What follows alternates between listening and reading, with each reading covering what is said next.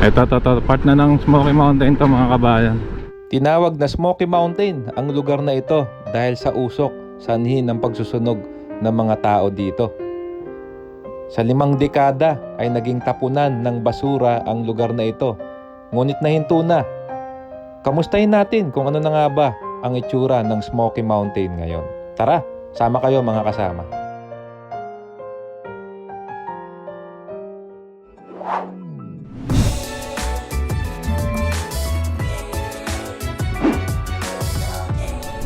Alright, magandang araw mga kasama, no? Araw ng linggo ngayon, dito tayo ngayon sa Road 10. Oy! Grabe yung lubak. So, ito nga, no, bumabaybay tayo sa Road 10. Nakikita nyo yung mga poste sa Center Island. Yan po yung Salix, mga kasama, no? Southern Access Link Expressway, kung di ako nagkakamali, no? Marami na rin nagawa. So sa future, magkakaroon po dyan ng Mala Skyway, no, mga kasama, sa future. So tignan natin, no, bye-bye natin. Maganda naman yung panahon ngayon.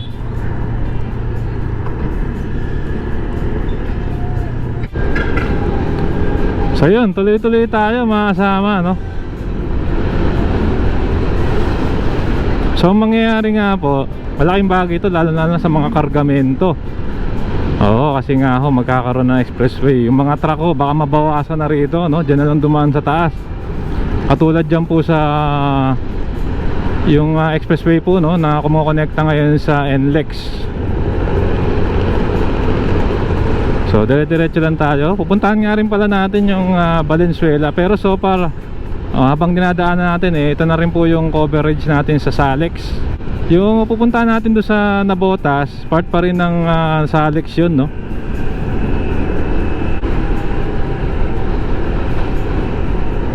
Parang gumagawa sila ron ng ano, kokonekta rin po yun sa gagawing bagong airport dyan sa Bulacan. So ngayon lang din tayo nakaano rito, no? Kasi mas madalas po talaga tayo sa south, mga kasama. Ingat lang talaga kayo mag-drive dito. Kahit ilang beses na ako nakadaan dito, ingat pa rin ako rito. Huwag hindi nakawala kasi anytime. Ayun, no? Ingat kayo lang kumabi yung mga truck dito. Ay, nakatago yung enforcer dun, parang ninja.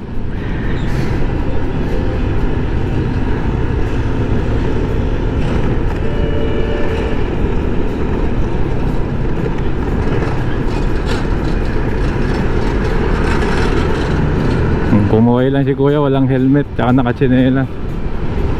Panis. Ayan, no, ingat kayo, biglang kumakabig yung mga truck dito. Alam nyo nga, motor lang tayo, tatang kalaban-laban dyan.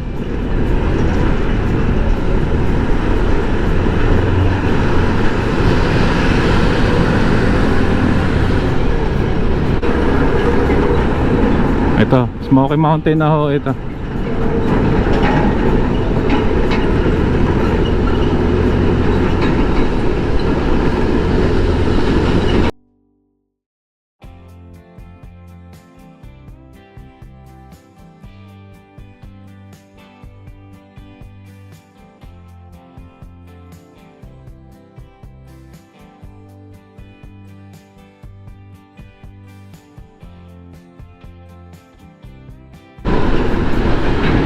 Ito, part na ng Smoky Mountain to mga kabayan.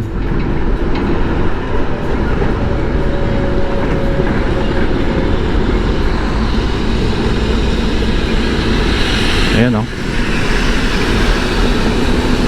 So tumbok nga nito na Navotas.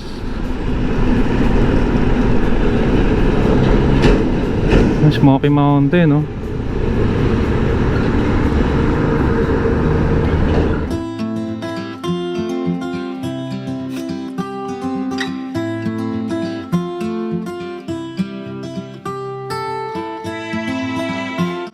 Ayan, so naangat na po natin si Bumblebee, no, dito po sa mismong Smoky Mountain, no. Mga kasama, ilang dekada na ang nakaraan ay talagang kilala tong lugar na ito bilang tapunan po ng basura. At ngayon nga po, ayan na siya, no, more on green na po, marami ng puno. Itong maliit po na bundok, no, dito po sa Maynila, at kitang-kita nyo naging housing na rin po yung nasa likod. Base nga po sa ating pag-research ay naging housing na nga po yung mga ibang parte po ng Smoky Mountain, no? Under na po ng NHA. So far yan na po, isang malaking bloke na po siya ng lupa. So comment down below na lang mga kababayan kung ito nga ba ay parte pa rin o hawak pa rin ng City Government of Manila itong jurisdiction, or baka may nakabili ng private company rito, no? So yan nga po ang status ngayon ng Smoky Mountain.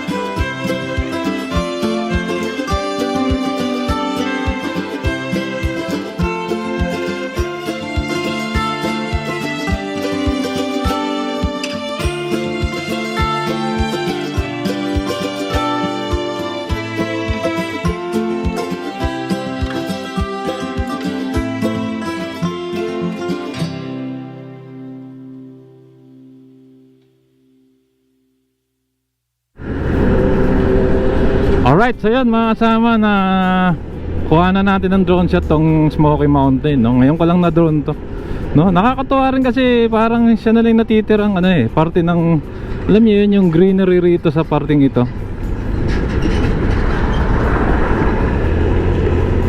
Kaya may chance nga siya, pakiramdam ko, maging parke eh. Tingin nyo mga kasama, no? Parang ayusin lang. Tsaka sana wag na rin tanggalin kasi ang dami na rin halaman. So, may nakita rin tayo mga nakatiran, mga nag-aalaga ng kambing. So hindi natin alam sino ba may-ari. Pagmamayari pa rin ba ng lungsod ng Maynila itong Smoky Mountain? So comment down below na lang. So tuloy lang tayo, no? Naalala ko dati talaga sikat na sikat yan bilang dump site. Ngayon medyo kalmado na siya. Ayan, so diretso lang tayo, no?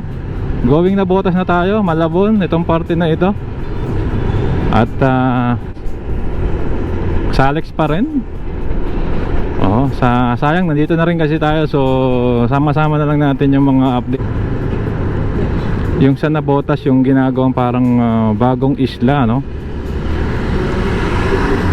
Level niya yung yung Payata sa Quezon City, di ba? Dump site. Pero ngayon na siya parang bundok lang ng greenery siya. So napapaligiran nga ng mga bahay itong lugar ng road din. Pero siya na natitirang malago pa yung kanyang green mga kasama. Green siya, bundok siya.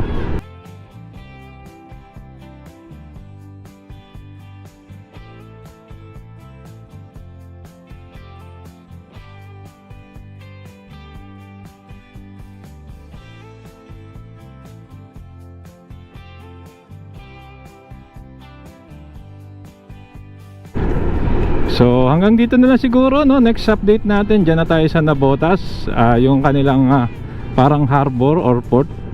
Anyway mga bayan, siyempre kung nagustuhan nyo tong video, inaanyahan ko po kayong mag-like, mag-comment na subscribe, hit yung notification bell para updated po kayo pag may bago tayong video. Maraming pong salamat.